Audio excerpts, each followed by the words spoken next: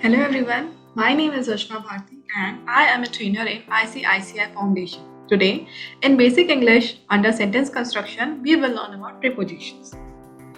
Our objective of today's learning is to understand prepositions along with its example and to list the kinds of preposition and their usage in our daily life conversation.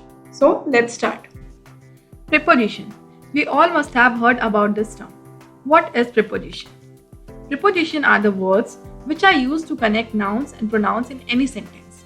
It indicates about the position of noun and pronoun in any kind of sentence. Some of the prepositions you can see here are in, at, under, of, and many more. On the basis of all these prepositions, we have classified it in two parts. First is about placement, which shows about the place of the noun and pronoun, and second is the time, which shows about the state one is in. So, moving on, the preposition has been classified in two groups. First is on the basis of placement, in which we can divide it among placement and position, and second is on the basis of time. So, let's discuss about the preposition which we use for placement and position. Here you can see some of the prepositions are on, in, next to, in front of, up, down, across.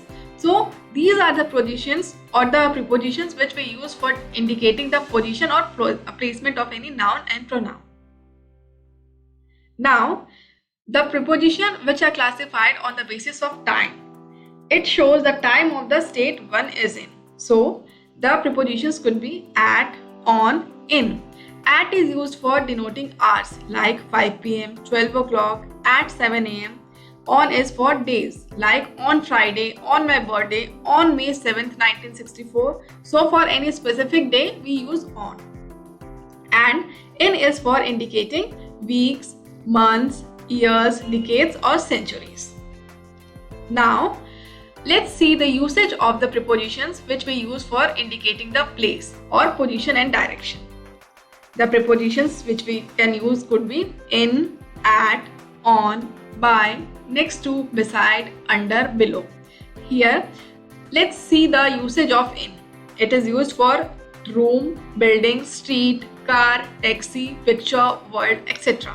The example could be in the kitchen, in the car, in a taxi, in the picture, in the world. So, it all denotes the position of the noun or pronoun. What you all can do is you can pause the video and note down and write down the examples so to understand the prepositions in a better way.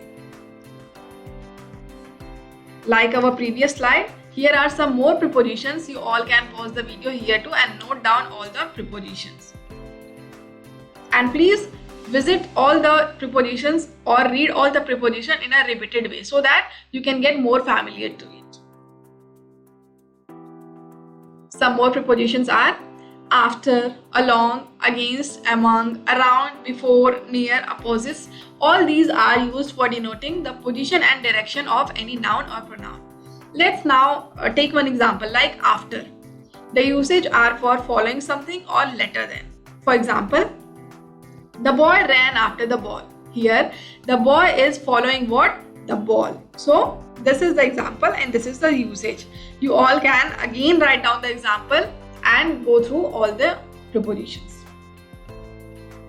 Now, I hope you all have understood prepositions in a better way. So, let's check your knowledge. Here, you can see a map in which we can see railway station, bank, library, concert hall, and so many places. But your location is here. Don't forget you are standing here. What you all have to do is, I will give you all a sentence and you have to fill the gaps in the sentences with suitable prepositions. So let's start. You all can use all these options for filling the gaps. So the first sentence is, the railway station is at the end of the road, dash the bank and the library. Here we are talking about the railway station and the position of the railway station is between the bank and the library. So the preposition will be between. Now, here are some more sentences. You all can pause the video and write down all the sentences and fill the gaps by using all these options. So, let's start and fill the gaps. I hope you all have filled your gaps. Now let's check our answers. You can match the answers with the answers you have filled in all these gaps. I hope you all have got the correct answers. Now moving on, let's talk about the prepositions which we use for denoting the time.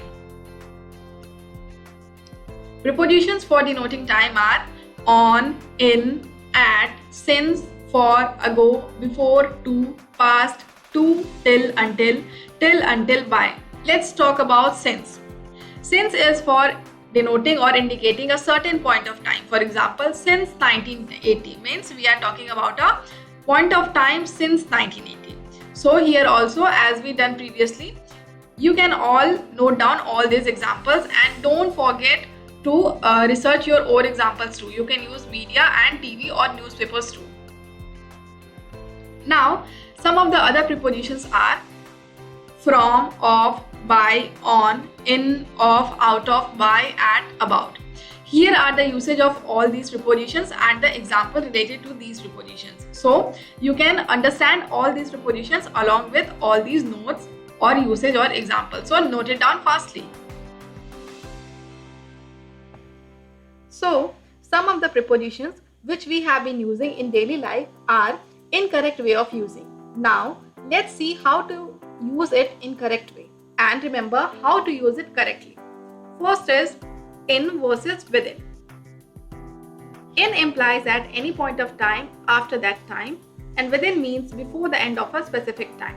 For example, the work will be over in a month means it will take full 30 days to finish, and example for within is the work will be over within a month means it could be completed before the end of that month.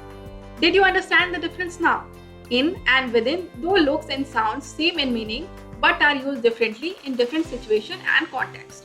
For example, as I said before, in could be for completing the whole month and within the month means before 30 days. Same goes for in and into.